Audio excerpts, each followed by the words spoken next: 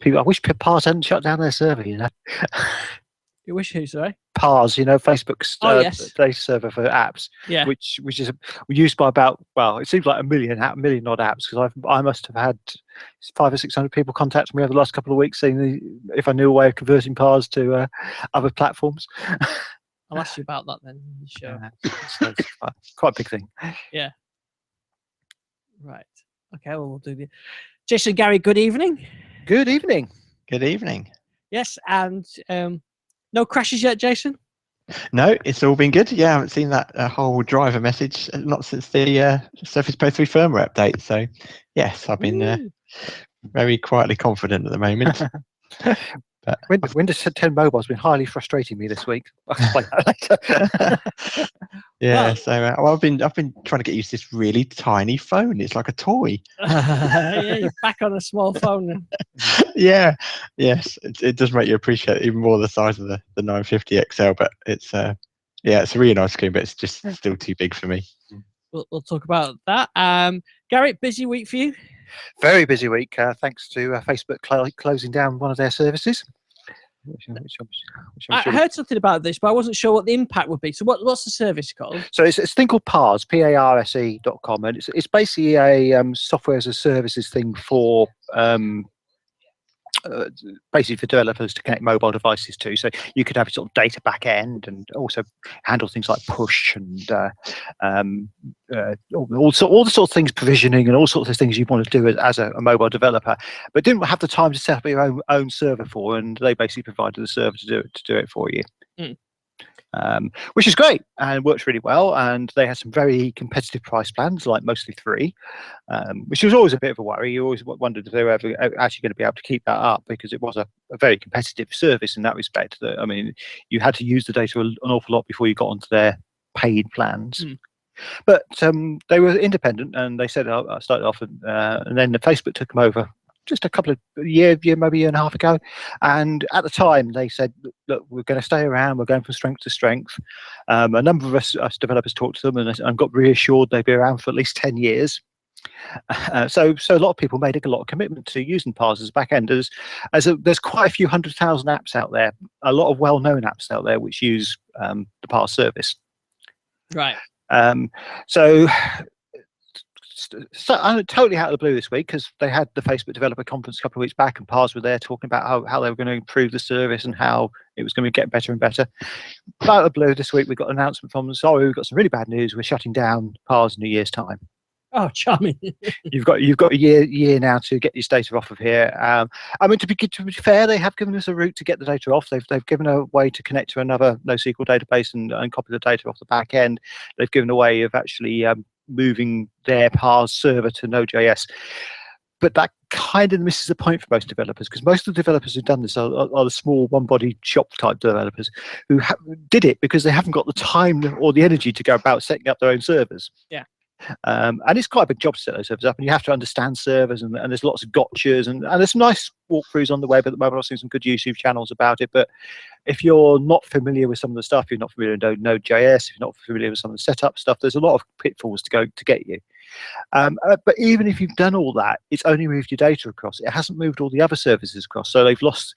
A lot of people used Pars for their push notifications, and that service is going away completely. Also, there was a basic mini hosting service that Pars used, which a lot of people use for configuration pages. I know quite a few Pebble apps use it for configuration pages. That's going away as well, and there's no alternative to that. So there's a lot of things you're going to have to port independently of this stuff anyway. So yeah, it's going to be a lot of work for people. And you've got to crack open your source code. I mean, I know that, for example, the Flickr app I did, and then it was the thing I wanted to do, and I moved on and do other things. And when they changed their API, I had to sort of crack open the source code and try and remember what I did and recompile and resubmit it. It's not. I guess some people it just won't be worth the effort to move it over. Yeah, I mean, a lot of people may have forgotten.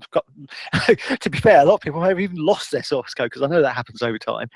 Some of these apps are 4 years old when Pars started up.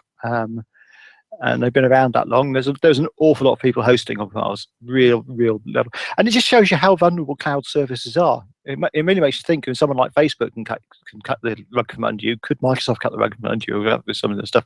And I know certain Microsoft people are complaining about the changes which are going on the mobile as a service stuff with Microsoft at the moment when they're moving over platforms. Although generally that's actually for the better. But yeah, it's a big risk you take when you put your faith in one of these back ends. Yeah, you're building your service on top of somebody else, and you're not in complete control of it, and you're at the mercy of someone else. Yeah. But I mean, the main thing is here we've got a date next year, which is end of January next year, where this service will be switched off, and I'm fairly confident predict that 20% or so of those apps will not be updated. Will just stop working. Yeah, and I think this, like I said, it's when you're relying on someone else, this is an issue. I suppose with something like the Azure service from Microsoft, where it's a product and a business product in its own right, isn't it? It's $1 billion business. I think you've probably got more chance of that staying around than a free service from Facebook. Yeah, that's right. Yeah, but the other thing is, of course, Azure does cost. I mean, there's some ways you can get some free benefit out of it, but from what most people use Pass are going to use it for, there'll be a cost involved. And there's a lot of people out there who've done whole host apps, or they've done apps for very specific circumstances where they're not going to be prepared to fund that, because you don't make money off apps most of the time anyway. So what I'm hoping is that some kind person, I noticed Buddy, which is another one of these services, has talked about putting the Pass services onto their service and making an easy port across as a possibility. And I'm hoping someone will do that and make it easy for people to port this stuff. But even so, it was a big shock to see that about 2 a.m. in the morning one day this week when I was doing one of my courses. That was not a nice thing to go to bed on, because I knew the effect that was going to have on a lot of projects. I mean, unfortunately, I've only used it on one of my projects, but I knew a lot of people had got that out there, and it was going to be major impact. And my phone has been buzzing off the hook this week with people asking me, is there any easy way to port this to Azure? Other ways? I mean, Microsoft could do themselves a huge favor at the moment by just actually having a porting system for Pass to Azure. That would work really wonders, because you can get the data out of Pass. And to be fair, Azure can host the Node.js stuff that Silver is actually based on. So that Pass is actually based on. So they could do that. But so it's a big thing. Yeah, I mean, it just shows you. I mean, even just from the consumer side, when we had, only a few months ago, Microsoft was saying, store everything in OneDrive, get all your data in there, unlimited storage or terabytes of storage. And then as of yesterday, I think it was your last chance or Sunday, your last chance was to claim your 15 gig of space, and we're down to 5 gig. Mm-hmm.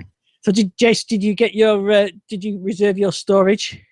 Yes, I did. Yeah, I did that as soon as the news broke, and also did all my family members as well. Yeah, so did I. One of my sons hadn't done it on Sunday, and he's the one that uses OneDrive for all his music. I said, "You've got to do this today." So we made sure we did.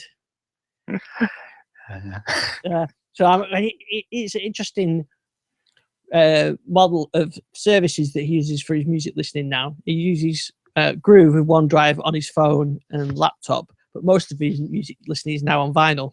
So it's a strange world that we live in. Mm-hmm. So he buys everything.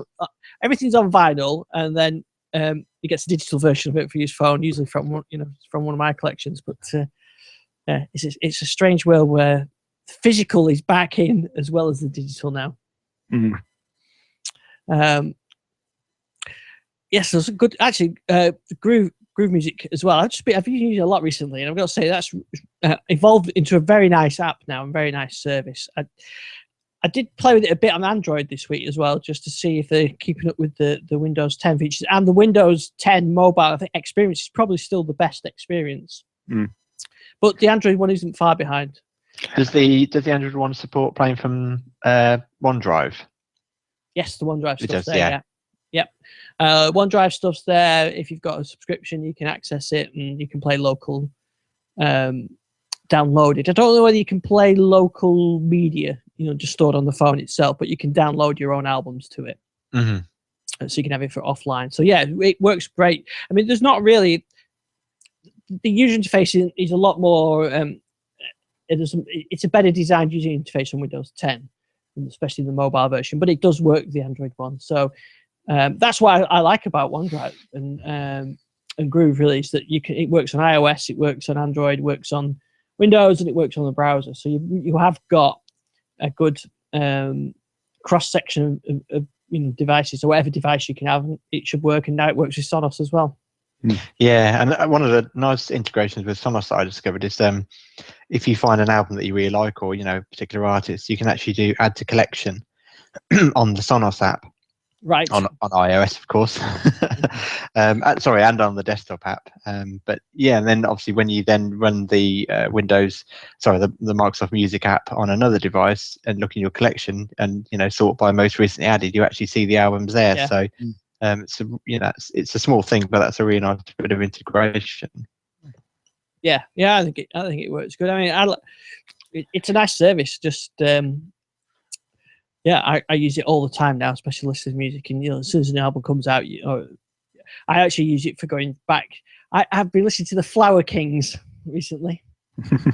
They're a Swedish progressive rock band, relatively new, but some really good stuff on it. If you like Yes, Gentle Giant, Genesis, then I think it was Richie in our chat who used to hate me talking about Genesis, wasn't it? So I'm sure I love that. But yeah, very good. But that's the great thing about having the Music Pass, is you could just someone recommended them.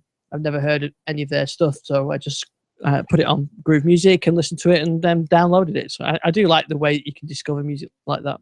Yeah, it is really good, actually. You can there's some really obscure stuff on there, as well as the current stuff. I mean, that's the difference, I guess, between that and, say, the Amazon Music service, which doesn't seem to have a lot of the obscure bits on. Yeah, I think it probably has got a good Groove has got a good catalogue, probably as equal to Google Play, I would say. I mean, I haven't found anything that's not on there, especially since the Beatles stuff was all introduced. I think they've all got pretty much the same content now. Yeah. Except for Amazon in the UK. Yeah. I wonder if Microsoft might consider at some point, obviously they'll have to negotiate it, but offering a movie subscription service, so to compete with likes of not necessarily Blinkbox, but like Netflix or Amazon Prime Film, where you pay like a fixed fee, and then you can kind of stream, not necessarily all movies, but older movies. Yes, it would be interesting to see if they did that, because no one else apart from Amazon and Netflix are actually doing that. So if you look at Google's offering, their movie service is just like Microsoft's. You can buy or rent. Same with Apple. It's only Amazon and Netflix that do the streaming service. And once you and to be honest, I love the way that Netflix model works. I think it works great, because I have a few things, I don't know about you, but for video things, there's a few things I can watch multiple times, but not a lot. Whereas with music, you listen to I can listen to the same music all the time. It's not a problem. But, you watch a movie and you watch it once, and it's not very often I think, I'd really like to watch that again. Like I said, there are a few special cases. So a streaming service works where content comes and goes. And I think that works more than a service where you've got to buy or rent everything. Yeah, I think I mentioned this before, but I was highly amused with the kids. Like, I'll go to switch channels on our Freeview box. It says, you can't switch channels while it's recording, and it's like, oh great, all the recorders are in use, and it's recording a film that's like on a Blu-ray on the shelf next to the television. Why are you recording that? Oh, because it's on telly, and you could watch it anytime you want. Oh no, but it's on telly. Yeah. So you want to watch a low bitrate version that's got adverts. That's been edited down for TV. It's convenience, isn't it? I mean, that's why if series comes on Netflix that I may already have, like Alan Partridge is on Netflix, and I've got the box DVD set. But I'd rather watch it on Netflix, because it's just so much more convenient than going to get the discs out. Or, I mean, even if I rip it to my Plex server, which offers you that kind of Netflix experience with your own content, it's still, you've got to actually make a copy of it and do everything else. So so I think Netflix works well, and you get very spoiled by that when you start using other streaming services. I can't remember, I think it was the IT Crowd, the kids were going to watch, and it wasn't on Netflix, so it will just watch it through the Channel 4 app, and Channel 4 app's not too bad actually, but even that, just the adverts, and you couldn't watch it straight away. They're like, oh no, it's all right, I'll watch them on Netflix. They've no patience to wait 30 seconds for average. Yeah, it's still a shame. I think the the ITV player is still absent from the Xbox One, and it's the one service that's not on there. But they've got it just seems odd to me. They've got a Windows Phone app. Hopefully Yeah. they can turn that into a universal app. And whenever we get, and when are we getting Windows apps on the Xbox One? Yes. When are we getting Windows 10 Mobile for that matter? Yeah, when we getting a working version of Windows 10 Mobile. Well, yes, I was going to say we are going to talk about that. We have got to talk, we've got new builds to talk about, and for the phone and for the desktop. We've got some other bits and pieces I wanted to chat to, but yeah, let's talk about Windows Phone. Windows 10 Mobile. So we'll be talking about the new build shortly, but at the end of a blog post, when talking about new build, they did actually talk about Windows 10 Mobile, and it was kind of a bit of a "don't get your hopes up" type thing. Let me get the exact quote. So, first of all, did you see the blog post? Was that the Gabe's one? Yes, Or was it? yeah. Yeah. So what did they say about Windows 10 Mobile? Basically, it's not coming yet. It's not finished yet, which we know anyway. I mean, I think there's no actual public arrival time coming out. What amazes me is they released the phones in the marketplace with effectively pre-release beta software on them, without basically telling the public that's what it was. Yeah. Yeah, especially with such a long time between, everyone said we need flagship phones, and like you say, I mean, it's basically, it was just one long, a long beta test. Yeah, and I think, I don't just normally knock Microsoft and stuff, but I think this is the Lumia 950. Someone said the other day, I saw that it's a great phone, really good time, but realise you're signing up for a pre-release. By purchase, you're effectively becoming an early adopter, a very early adopter. And I think there is something to be said that. I mean, I know you love yours, Ian, and I've certainly when I've used them, I've enjoyed it. But there's so many things in Windows 10 now which are beginning to really niggle me on Windows 10 Mobile, particularly in Edge, which is driving me absolutely crazy the last few weeks. There's something I have to access on the web, on mobile, and it's a really simple website. It just needs, there's one link, I have to click through it, and I have to enter some figures and accept. Can I get Edge to use that site 90% of the time? It works. I mean, it's not as though it can't do it. It does work some of the time. But a lot of the time, I click on the link, it doesn't go through. Sometimes I click on the link and it clicks the link above it, even though I know I've tapped on the link because it's actually flashed that link up. But you have to go through the link above it. And it's crazy. And it's not just that one site, because I notice it also does exactly the same thing on the BBC News site. You can click links on the BBC News site, nothing will happen. And you keep tapping them, and eventually it'll tap the one above you, the one you're actually on, or the one below the one you're actually on. It's highly frustrating. I have seen that, yeah. And that is such a fundamental thing that a web browser should be doing. I mean, some of the esoteric stuff, I can get that you wouldn't have got it right by now. But stuff like that should be being picked up in quality control before it goes out, if you're going to have something out as public release. I mean, if it's purely for us insiders, I don't mind. I accept as an insider I'm going to get dodgy stuff. But if you put something out there as a public release, those things should have been picked up. Yeah, especially, I mean, and I guess there was the argument that who was the actual customer base of the 950 XL? Was it enthusiasts, Windows insiders anyway? But no, I do agree. Although I have to say, I mean, my experience has been pretty complete contrast to that. So I've obviously had the 950 XL on loan, and I've upgraded when I thought the final release of Windows 10 Mobile came out, I upgraded my 930.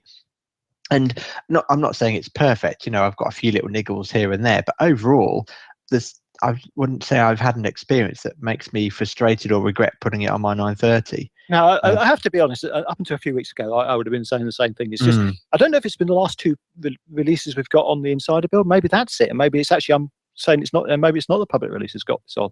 And that could be the case, because I don't remember noticing this beforehand, although I have seen people post about it before. Yeah, because strictly speaking, the 950 and 950 XL and the 550 should be stuck on 0.29, shouldn't they? Yeah, they should be. Yeah. With the firmware update, obviously. But I mean, I've heard of other issues with Edge on Edge. It does seem to be Edge mainly is the issue point when people find frustrations Yeah. where it's not doing things. I mean, in a lot of cases, it does things really, really well. It's incredibly fast on some of the sites I go to, which is good to see. And it does render things really pretty well. But this fundamental thing of not clicking through to links is beginning to really it makes it unproductive for me. And that's the whole thing that this phone's supposed to be about. It's supposed to be being productive. I mean, I know I haven't got 950. I've still got the 720, 730. So, and it's a good phone, and it was working pretty well on 10 up until these few issues came up. So, I mean, there's some bits I still love. I mean, the Mail app has got so much better in recent months with the new updates, and that's actually a very usable app now to have as a mobile mail service. Yes, yeah, definitely. But the fundamental things I do on a mobile phone are, well, I don't make calls very often. I don't know and does anybody actually make calls on phones anymore? But I basically message. So either text, Skype, or Telegram, or WhatsApp, whichever one it happens to be which part of my family I'm talking to. I use email and I browse the web, and those are the fundamental things I have to be able to do with that phone. And there's some apps I want to run as well, but they in the main run really well. It's just those things, and it is that fundamental thing of being able to browse the web and not on complex sites, on really straightforward sites. I'm not worried about video. I just want to get through the text screens and submit a form once in a while so I get paid. So it's an interesting one. And I'm not saying that Microsoft were alone in this. Certainly there were some issues with some of the Android builds we've got there. Certainly on Samsung, some of the Samsung builds, I remember people moaning about those on websites. So I'm not saying it's something that it's only Microsoft have ever done, but it just feel like it just worry me, the quality control on Edge, I have to say. Yeah. See, I mean, I'm quite a light user of Edge, so my experience has been pretty positive. But I tell you, the one thing with Windows 10 Mobile in its current state that absolutely infuriates me is the shape keyboard when using Tweetium, because it doesn't work. You have to manually put a space after each shape word, and then it will do it. If you don't, you just swipe out the words and nothing ever appears on the screen. But it's only in Tweetium. So if you use the built-in Skype or messaging app or email, the native stuff, it's fine. Yeah, and it's been like that ever since I upgraded. I don't think it does that on mine. And the same on the 950 XL. I can't think why that would do that. Just no. There's nothing a developer has to do to hook into that keyboard. I know. No, it's really odd. Just the words don't appear unless you actually manually put a space. Yeah, unless you manually put a space in, then it will shape the next word, and then you have to hit space, then it will shape the next word. I've just done this and then is, and then waited and then did A, and it's just ISA. Yeah, no, it's very strange. It's funny that, but some of my experiences with this 950 has been really good actually. So I've not had any major issues. A couple of Bluetooth issues. Every now and again, it stops talking to my band, and you've got to switch the phone off, back on, then the band off and back on. That was sorted in the update, though, wasn't it? Well, I did it today, so no. Oh, okay. Right. No, well, it's supposed to have been sorted. I had a similar problem with Bluetooth today, although what I remembered is I realised I hadn't actually restarted the phone after the update had finished, so I did that today, and I'll see how I get on. Yes, well, I'm the same. Obviously it restarted after the update, and then after about an hour this morning, I realised I wasn't getting notifications, so I restarted the phone, then the band, and that's okay. But apart from that, I don't think I've found too many issues really. Things seem to be working okay. In fact, I used to have issues when occasionally the Bluetooth wouldn't on my 1520. The Bluetooth wouldn't talk to my phone at my car at all, and I'd have to restart the phone. And I don't seem to have had that. Occasionally, it doesn't pair up, and you've just got to tap the Bluetooth off and back on again, and it sorts itself out. But, it's been working very well. The last firmware update increased the battery. I was just having a look actually now. The battery life seems to have increased again. I'm at 76% now, and it's been on charge. Well, I've been in the car, so probably 2 hours today I've been on charge, and it says 19 hours remaining. So that battery life has definitely improved since the first firmware update anyway.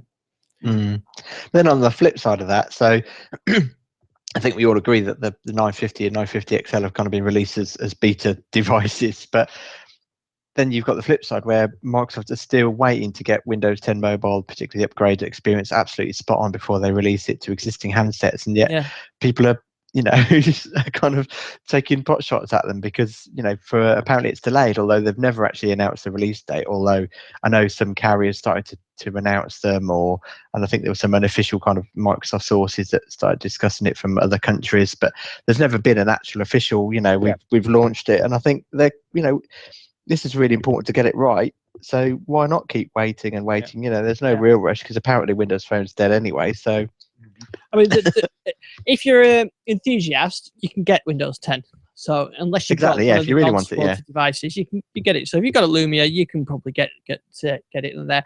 And if you're a real enthusiast and you can't get it on your phone, you could get a 550 for 99 quid.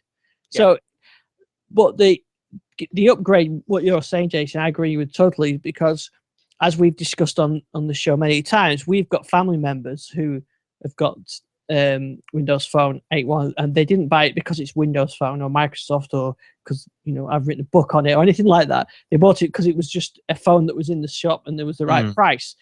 If you upgrade them to Windows 10 Mobile and things start crashing, you know what they're going to do? They're going to say, this phone's never been right since they did the update. I'll go into a store and I'll just pick an Android phone up. So, just whatever is there, and it might be an Android phone.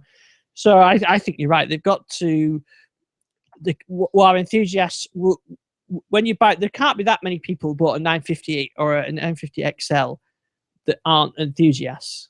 So for them, it's fine to have the issues that we're aware of, and we know it came early, but that's one of the things that that I knew up front, so that's fine. But I don't want family members getting Windows Phone 8.1 upgraded to Windows 10 Mobile and then have issues. And we've seen, we've talked about issues upgrading in the past. So I'm happy for them to get it right. What can be worse than an upgrade and then a bad experience? You're never going to have any loyalty if you do that. I mean, I could see that if people were to get the situation where I've had this week, where you can't get to a website consistently, they're going to say, well, every other phone allows me to get to these websites. All right. I mean, something like the BBC News app, for example, BBC News website, for example, that's a very commonly used website over here. It's something which a lot of people must use daily. And if you can't actually click on the stories and you're getting the wrong stories, that's going to give you a very bad rep. So, I'm glad they're getting it right as well. I think they should get it right before they release it. But when you look at the Windows 8.1 and Windows 7 upgrade to Windows 10, that that went really well. I didn't hear many horror stories, and consequently, there's been plenty of upgrades, and people haven't really, that many people haven't rolled back. I don't know, very few people rolled back to Windows 8.1. So, so it works fine. So that's the model that they want to go to, and I don't blame them for being cautious. They are in a bit of a position where you get people on tech podcasts and things moaning about where's the upgrade and whatever, but they don't count really, do they? Because probably half of them are on Android anyway, and the other half have got 950s. So there is definitely that. You can see that discourse with going on Jason's line there about Windows Mobile being dead. Yes, exactly. There's discussions this week. Which, I've been watching Jason's tweets with real interest this week. Yes, no, I think I mean, it's like saying, my Lumia, my Nokia 6310i is dead. No, I could still, if I still had it, I could still turn it on and still make phone calls. I think I think there's something to be said for those figures actually being quite expected. The reduction in because of the change in strategy and the one thing and the other. I mean, yes, they do need to start seeing sales next year on some of the products, and if the strategy to get it into business doesn't work, then that might be a different issue. But I mean, what's really interesting was when I talked to my contacts in the phone world over here, they all tell me the same thing, that people retain Windows phones, which is actually bad for Microsoft. But it probably means the number of Windows 10 phones in use is quite high comparatively to than other phones of the same price and same range. But certainly when we look at something like the 520, which is, and this, don't get me into the stats behind this, but maybe I will go on them a little bit. But so there's this statement about the most popular phone for Microsoft being the Lumia 520. Well, for one thing, it was the cheapest phone ever produced at that sort of quality of range and nothing following it has really been quite the same. But also equally, when it came out, it was the only one in that price band, and you now have to look at about 5 other phones to get equivalents for it. So it's no wonder it's still the most popular. And also, if you look to say Apple, their iPhone is. If you actually looked at it, I think the iPhone 5 is still incredibly popular. So you've got to look at these stats with a pinch of salt, to be honest. There's actually, and I took some of that information from a really good article which was published on Windows Central the other day, which is really worth a read if you've been following all these stories about the death of Windows for mobile, because it actually comes from the people they're using the stats from, and they're basically poo-pooing the whole concept of what's actually been read from the stats, and saying the stats don't mean Windows 10's dead at all, effectively. So yeah, I think ultimately, kind of from my perspective, I mean, my device fits my needs. I don't want to use Android. If I had to switch to alternative, it would be iOS, but I would, it wouldn't be a comfortable switch. But I think on the flip side, while Microsoft is still developing the operating system, and you've got the likes of Acer, and there's rumors of the Vio Windows Phone coming along. You've got quite a few of the smaller OEMs making Windows Phone, low end devices, and I think there's no getting away from it that if you're a heavy app user, that is an issue, and that is going to keep you away from the phones. And obviously, we know there's some stability issues with Windows 10 Mobile that need to be sorted out. But I know plenty of people that aren't big app users, plenty of people at work that aren't. There's a guy that's got a Mac, a MacBook, but he's got a Windows Phone, and he really likes it. He keeps stopping to talk to me about it, and so I think while the operating system's still in development, and while phones are still available, and it still does all the things I want it to do, then I'm going to carry on using it. I think it's a bit like the old Windows Media Center argument, isn't it? There's no reason to stop using it, but the big difference is that Media Center is no longer in development, whereas Windows 10 Mobile is, and will hopefully become more and more important as we start to see maybe 7.9-inch tablets running it. Yeah, I mean, I guess the difference is there is a strong risk with Windows Media Center that the guide data may be pulled at some point, which would make it less useful. Whereas Windows 10, Windows Mobile, if you've got a 520 and you don't upgrade it, well, it's still going to work. Yeah. So I'm going to coin Josh Pollard's phrase from Entertainment 2.0 when talking about Windows Phone: still not dead. Yep. Yeah. I mean, the thing with the apps. If I was installing some new smart home system, there's probably an app for Android to control it, and there won't be one for Windows. So that's where the app issue hits. But actually, why are you saying that? Hey, Cortana, lights. That works. Yeah. That's with my new Dometica app, which has just been launched for Windows 10. So there are apps being launched for. But I was going to say is I've still got my Nexus Nexus 5, whatever, Nexus 5, isn't it? Yeah. With the data sim in there. So if I do come across any app issues, I could potentially put on there. But I haven't I haven't put anything on it. I've got lots of apps on it, but there's nothing that I think, I'm going to such a place, I'll take my Nexus with me because I want the app for this thing. It just doesn't crop up. I can't really. I think the only thing I can think of where that would have been case, I think, is the Disney parks when I was in Florida a couple of years ago. You could fast pass some of your rides, and you could change your selection through the browser, or you could change it through an app. So, and there isn't a Windows app that I know of, and there might be now. I can see it in those sort of situations as well. But most of the time, it's almost feel like, well, I should have access to those apps, even if I don't want them, and that's part of an issue. But because I've got the Nexus, I know I've got access to them, and I don't use them, so it's not really a problem, and I don't really feel like I'm missing out on anything. So I'm quite happy to continue with that. And I think some people have a glee thing that they seem to revel in failure. I mean, for me, a big app is my banking app, and that's on Windows Phone, and it's always continually updated. From what I've compared on my wife's iPad, it's pretty much in sync with what's offered on iOS. But as we talk regularly, that if I had to give one example, for me, it's the Sonos app. I would love the Sonos app, and I am frustrated sometimes when I'm upstairs and I want to put some music on. It's like, oh, I've got to go downstairs and get my Surface, or put up with my wife laughing at me when I asked to borrow my iPad so I FS could put some music controller. on. Yeah, I must try some of the third party ones, but so that for me is an example. But so that's probably one example where I put up with Windows Phone and it frustrates me. But apart from that, it does everything I want. My mum's got the Lumia 1020, which she absolutely loves. I mentioned other family members that have gone out and bought Windows Phone, so it's there. And I think Windows Phone has been around for a number of years now, 5-6 years, and apps have always been the problem. And I think there is an opportunity which has never existed before to solve that problem. We've got the iOS simulator that they can use, or the bridge, and also I think the universal Windows program, platform, thank you. platform, yeah. There's universal platform. It's that is a big opportunity. Whether or not that will be the key, obviously it could still, we still might not see success in terms of the applications arriving, but we hope, we're going to see up to 1 billion Windows 10 devices.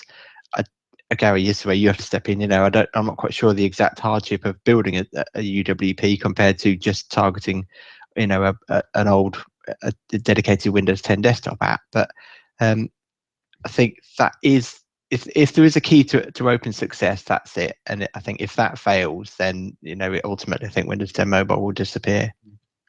Yeah, writing a UWP app is no real hardship. I mean, there's some things you can't do. You could still be able to do on a desktop, but far less things you can't do than you could in a Windows 8 Store app. So there's a lot of stuff there. It's certainly no hardship compared to writing for other platforms, writing an iOS app, or for a Windows developer to write an iOS app it's a lot easier to write a UWP app. The other way around is not quite so true, but then you've got the bridge, so you can just take your iOS app and port it across. And of course, the other thing is now got Xamarin support for UWP as well. So if anybody's written a Xamarin app, it's relatively straightforward. Although there are some plugins which aren't available yet, totally cross-platform, but they're coming. To convert your app to UWP. So, which I've done on a few of my apps, and they work very well. So I think there's definitely a minimal cost to go in the UWP route if you're in either of those sort of scenarios. And if people don't, the problem is that apps tend to sit and die. They develop, then the team disappears, and then eventually something comes along which forces them to be redeveloped and picked up, like a new version of iOS breaking everything. And it tends to be only at those stages we'll see the ports happening. And I suspect at that point people will consider doing the UWP at the same time if there's a market for it. And I think with the desktop apps there is a market for it. And we saw TripAdvisor, didn't we, this week? And Microsoft announced that they're going to be including TripAdvisor in Windows 10 builds, and that's a universal app, so it works on the phone, and you can pretty much see the deal that Microsoft's probably made there and said, write a universal app and we'll ship it on our Windows 10 devices. Well, in that case, not even write a universal app. Use the bridge to port your iPhone app across. Yeah, and you get it installed on all these. You get it installed to all these people on the desktop, and by a side effect of that is you get the mobile version as well. Yeah. I think also, I think it's also fair to say that Microsoft haven't done themselves any favors. The switch from Windows Mobile to Windows Phone, the Windows Phone platform got relaunched a number of times, where apps kind of had to be redeveloped or ported across again. And also, I think ultimately, and this is completely their choice, they have every right to do this, but Google's absolute insistence on avoiding the Windows modern platform. Is another big pain point. Unfortunately, people use a lot of Google services and apps like Snapchat and things like that. But and I think in some ways, until Google relent or decide that they can't ignore it any longer, it's unfortunately always going to be a nail in the coffin.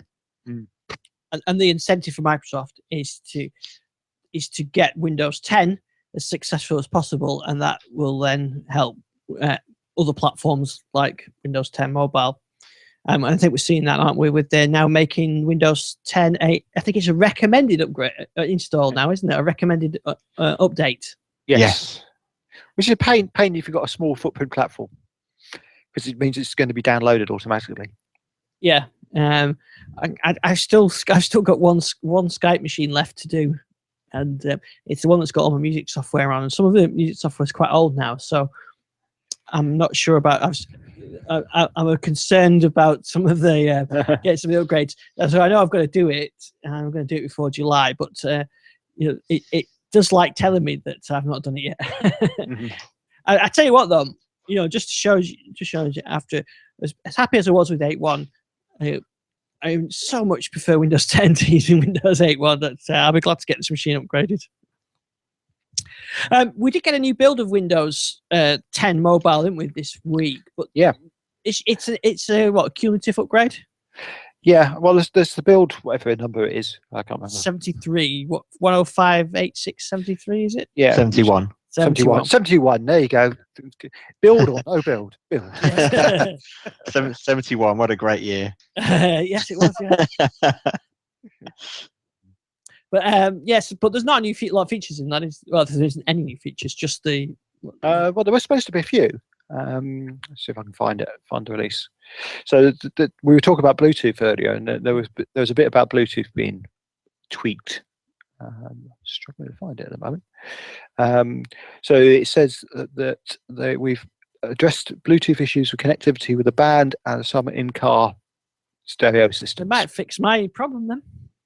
Well, the band one, they might have done. I mean, it's obviously a new build. What I would say is it's actually made my in-car worse. I now get no announcements of Sygic at all. It just turns off a radio, goes silent, and then turns it back on again. So that's so you've got to do something. It's up to you to decide what you want to do. I found the full release notes now. So Windows Update performance and reliability improvements to the migration of data profiles and messages and settings when upgrading to Phone 8.1. Sensor Core API has been improved, and for some reason my Windows the app I'm using on Windows 10 is just thrown off complete wobbly and thrown me off the page I was looking at. Which is really useful when you're trying to read a list of there's a lot of things for the upgrade as well in that in this release, I think, as well, wasn't it? This is not a Redstone build. No, it's not. No, it's pre-Redstone. So Sensor Core APIs are now upgraded correctly from Windows Phone 8.1. So basically, this is all 8.1. The one which I do find has been improved for me, the SD card detection has been improved on boot and after insertion. So I was getting quite often waiting for SD card messages. Yeah, and that's stopped now. And it will now handle an SD card being removed without crashing. Well, it doesn't say without crashing, but it was crashing for me before. Improvements to the Edge browser. I haven't really seen any of those, but including PDF rendering. And I do actually, I would say I did open a PDF file in Edge earlier today, and that was better. Then the Bluetooth improvements when reconnecting to already prepared devices and cars, turn-by-turn directions, and when using Cortana with the Microsoft Band. So that's one. Improved settings when downloading maps or changing quick settings. Reinstalling. This is one which got one of my friends the other week. Reinstalling Groove Music from the Windows Store no longer causes DRM music playback issues. Yes, I remember seeing that in the early builds. Yeah. So and also local song collections are now quickly imported. And one which is definitely true actually, because I've seen a better improvement with this one. Device power improvements after listening to music after a missed phone call or when iris detection is disabled and when downloading updates. Now that bit about when iris detection is disabled is a bit weird, because I was getting problems with missed phone calls when with the 730, which obviously hasn't got iris detection. But I was getting all this really weird power usage. I could sort of low profile, and I worked it out. It was happening every time I'd missed a call. So as long as I didn't miss a call in the day, I was getting about 8 hours battery life. If I missed a call during the day, I was getting about 6, or maybe less, depending when in the day the call was. So in-app purchases now work correctly when cellular data is disabled, and improvements to the reliability of Kids Corner. And that's basically it. Right. So like I said, I installed that on my machine and my 950 XL, and it did seem to improve the battery life a bit. So we'll see how that goes. But I'm going to have a bit of a dilemma when they do start the Redstone builds. Do I go on the fast ring for the Redstone builds with my daily driver phone, or do I come out of it now and go back to production and just use my a test phone or whatever? So I think I probably will, because you messing about with your phone is a bit of a pain if you're going to start downloading. Yeah, I think I would probably avoid the early Redstone ones. definitely on your production phone. But yeah, we've also got a new desktop build to play with. Was Yeah. that out by last week? I think it came the day after, didn't it? Yeah, Gary predicted 2 releases last week, so kind of right. Yeah, I think I win. Yeah. Yeah, one build 14251. So what happened to the other 400 and something builds? They were unreliable. They were on a different branch. Yes. I think, I mean, I wondered, I mean, they described it as the fact they were trying to synchronize the Windows 10 mobile build numbers with the desktop build, but I would imagine at some point that Server 2016's got to RTM, hasn't it? Yep, I think so, yeah. So I mean, wonder I if they're thought that making was a a gap. bit odd, but because the phone's already on 10586. I think there's some internal build number, isn't there? Because in the early days of the Windows 10 mobile Insider preview, the build number didn't match the released build number. Right. Yeah, because I wasn't sure, but then I guess they're going to perhaps continue incrementing the Threshold 2 builds. So maybe there'll be new builds of Windows 10 Mobile Threshold 2 branch that'll be like 10587. No, I think they'll stick to 10586 and it'll always be point something. Right. So the next jump in build numbers, if it was a phone, would be a Redstone release, and it would be 1.4 whatever the current PC. Yeah, I think Gabe's tweeted tonight that he's currently running build 14257, but no new builds today. So we'll probably get a new build tomorrow or Thursday. No new features though in this build. No, but I think one thing definitely worth calling out is that they're definitely keeping up with the release cadence, aren't they? I mean, we've had pretty much one a week now. Yeah. And I think Gabe did actually mention to not, if I could just find it. I think he was. Where was it? I think he basically said that we don't release when builds are available, but this is a good indicator of the cadence. Yeah, I know what you mean. So this build, it didn't have any fixes, but it did fix sort of the issues that were introduced in the last build. So where the Explorer would crash with high DPI settings, accessibility apps that crashed, and the PC game switching to full screen to window mode. These were all issues with the previous release, and these are fixed now. Yeah, which is good. Yeah. So then hopefully the next build then will introduce some new features. I mean, we can't be far off getting the first preview with Edge with extensions now. Yeah. Although there's this whole rumour the other week that they'd actually drop some of the features they were going to add. Yes. But they didn't say what ones they dropped. Yeah, I think I always think it's difficult, isn't it, when this information kind of leaks out and gets publicly discussed, because to be fair to Microsoft, they've never said what's going to be in Redstone 1, and any development project, particularly, I'm not saying they're necessarily following Agile, but every project comes a point where you have to say, right, in order to meet our, they must have some idea of a deadline. In order to meet that deadline, that that isn't going to be ready at this point, what can we cut out to meet that deadline? Yeah, I think the things with this one is to get some of the initial feedback from Windows 10, get that sorted out, get Edge extensions working, and I think Edge is probably the product that requires the most development because that started from scratch. So I think it does, yeah. Get that up to speed and general improvements and reliabilities, and that would probably be enough really for the first Redstone release. Maybe some Cortana things and integration, and even they talked about improved integration between the phone and the desktop. To be honest, as we discussed before, that's probably not a priority now anyway, because of the the way that Windows 10 Mobile is. I think that Edge is probably much more of a priority, and Cortana and that kind of thing. And OneDrive placeholders maybe. You never know. I mean, that would be enough of a release, wouldn't it, for the next the next release of Windows? OneDrive placeholders and extensions. Yeah, extensions would be something that I would definitely like to see. Apart from that, I think in many ways there's many features that I'm really desperate for. So I'd be more excited about seeing the stuff that they do release. Yeah, some improvements that we don't necessarily know about. The band has been updated today. Yes. Microsoft Band 2. A few nice little things. The main improvement that will certainly please people that use it for running or cycling is the GPS battery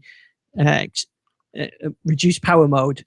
So with the band, you can have a GPS on. So if you go for a walk, a run, or a cycle, then with the GPS on, it'll track your route, and then you can come back and look at the speed and your exact route and the elevation and everything else. A really nice feature, and it works really well, but it takes a massive hit on the battery. So an hour GPS can take 50% of the battery, I found. And I think if you were doing say a marathon or a long cycle ride, I think you probably flatten the battery. So this new GPS route extends the power, they say, up to 4 hours in this reduced power mode, which I guess what it's doing is just taking less frequent GPS samples. Yeah, I guess so. Yeah. Which would extend it. So that's a nice feature. How are you finding the bands in terms of reliability of the actual hardware? Because I've seen quite a few reports on Twitter of the actual bands splitting, or battery issues. The Gen 1 band definitely has issues. As you saw, mine split, and my son's the battery started to come away. I've obviously not had this that long, the Gen 2 one, but it seems a lot more sturdy, feels a lot more sturdy and not as fragile. So I think I've seen Richard Hay retweeting a few things with pictures of where the bands just started to split, where the actual display ends. Yeah, I can imagine it looks like a weak spot because it's where everything joins. So we'll see. I mean, they were quite good, like on my previous one. So it was like 11 months into it, and I returned it, and they sent me a brand new one. Yep. Yeah, I had the same experience. So yeah. Well, so my own band, but with some of the friends' family ones. But so I can certainly see that being a weak point on the new one. I think the biggest complaint I'm hearing about on the new one is the battery life, which I think hopefully this GPS stuff helps with. And I think if you're coming from a band 1 where you had the clock mode one, like I did permanently, on the band 2, it really does hit the battery life. But if you put it onto the smart mode, it only comes on when you display it. I mean, I'm looking at mine now, and I've got probably 70% battery, and that's been on since 6 o'clock this morning and I've done the update, which actually takes a bit of battery because it's downloading the new image. So I don't have an issue with the battery life on the band. Yeah, I've spoken to a couple of people who've had band 1s and moved to band 2s and don't use the clock at all. So that's not that issue. Where they've said it's probably about 80% of the battery life as the band 1 had. I think it is. The screen is a lot nicer and a bigger display. So yeah, you're probably right. Yeah, it's not as good, but as soon as I turned that watch mode into the smart mode, it doubled the battery life. Yeah. I'm trying to think what else did they say was new in it. Oh, you can add weight tracking to the health app, so it's not strictly part of the band. So you can add your weight in there and it'll monitor it. Obviously, there's no scale in it. You've got to manually key that in. And you can create custom workouts and share them. And they said you can set activity timers for 30, 60, or 90 minutes. I'm pretty sure that was in the last build, because I have that now, and I've been set down for an hour. The band says it's time to move, and you can change that setting. I always think, all right, it means it must be time to go up and get a coffee and sit down again. So anyway, it's good to see them continuing the development with the band. I mean, the main thing I liked of the previous release was the music playback. I do use that a lot. You've got especially if I'm out for a walk and it's cold and you've got your coat zipped up and the headphones are in it and your phone's right in your pocket and you want to turn the music up or skip a track, you can do it from the band. It's actually quite handy from that. Right, we better wrap up. What else have we got? Oh, just want to mention that we've got a roundup of Lumia 550 cases. So if you're thinking of getting Lumia 550 or you have a 550 and you want to protect it with the cases, from mobilefun.co.uk, I got some cases and we tried them on my son's phone. So we did a roundup of some of those. The Mozo case particularly being the nice one, and got a roundup of 950 XL cases coming up soon as well. So if you do go back to 950 XL, you can have a look at the cases. Although I think they have the same versions for the tiny 950 as well. For the tiny one, yeah. Yeah, I'll be sad to send that phone back, actually. I mean, size is a purely personal thing, isn't it? So I'm not gonna criticize the device for that. But overall, I've loved the experience, and I will be sad to send it back. But Yeah, it's a nice little phone. yeah. Also, just one final note for me, just to prove that people never read release notes. Just looking at the Windows feedback, which I occasionally kind of browse through to see what kind of top issues are. The 3 top trending issues with 747, 362, and 621 votes, respectively, is that the wsclient.dll crashes, or there's an error message appears running the latest Windows build. Yeah. Yes, that was in the release notes. It was. Oh dear. Yeah. We get the same. You get the same thing everywhere in life, don't you? Yeah. I do it at work. Send emails out saying you must do this or this will happen, and then 2 days later, you get the email saying it's come up with this message. Yes or no? Oh dear. But yeah, you get that with everything. And I think that's just about all we've got time for. There's a hands-on video with the Redstone build is on our YouTube channel if you want to check out that on the site. And the Movies and TV app was updated, improved thumbnails and better personalized recommendations. So nice to see them giving an update on that. I tell you what, I really want to see. Just briefly talk about Groove Music. I know that in the works they've got an option to switch the album art. To switch it from artist to album art, which I think it would be much better. So when you've got your music on in full screen, it displays the artist image, which is okay, but I much prefer album art. But anyway, I believe that's in the works, so I look forward to seeing that when the next release of that comes out. Absolutely. Also, congratulations to Leicester City, who have taken another big scalp in the Premier League. Very pleased about that. What is this? Is this basketball or what? It's this game called soccer. No, I'm not. Football. Sorry, I'm not familiar with that. Doesn't have a racing car in it. You're not interested. Yeah, there's no racing cars. Not interesting.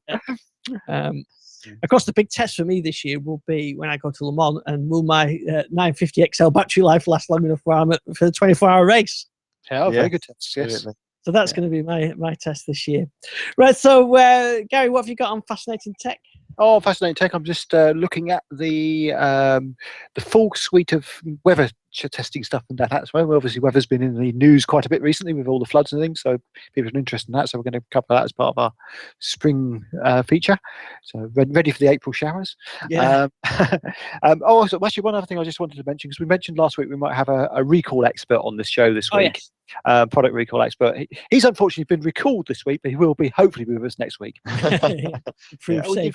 You got your cable, didn't you, Ian? Oh yes, I did. Did you see my picture of it? Yeah, I'm still waiting for mine. Yeah, very boring power looking power cable. Yes, I think as I said, it's a function over form this time. Yeah, exactly. Yeah, you can see on my Twitter picture, it's very very boring power lead compared to the futuristic one that was shipped. But yeah, okay, futuristic and overheated. But, and where can we find you on Twitter, Jace?